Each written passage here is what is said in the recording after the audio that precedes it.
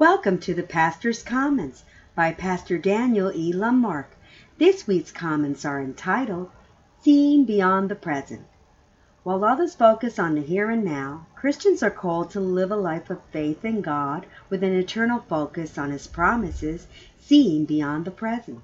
Hebrews chapter 11, verse 1 defines faith as the substance of things hoped for, the evidence of things not seen.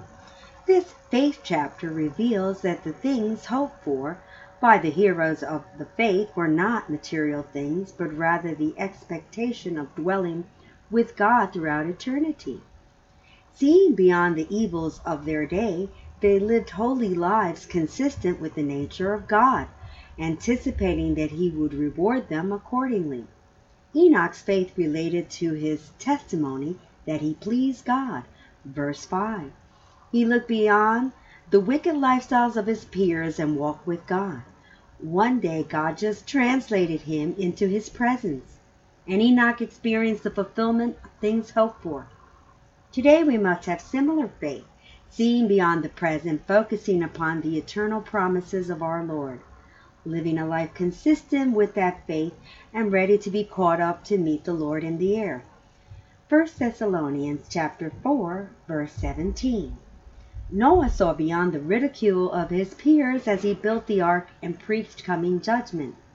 By faith Noah, being warned of God of things not seen as yet, moved with fear, prepared an ark. Verse 7. Abraham looked for a city whose builder and maker is God. Moses refused to enjoy the pleasures of sin for a season, for he endured as seeing Him who is invisible. Verse 25 through 27. These all died in faith, not having received the promises, but having seen them afar off. Verse 13.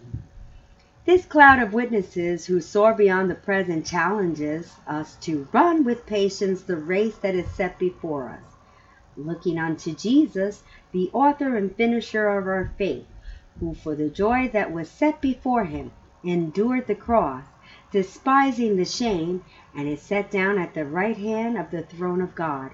Hebrews chapter 12, verse 1 and 2.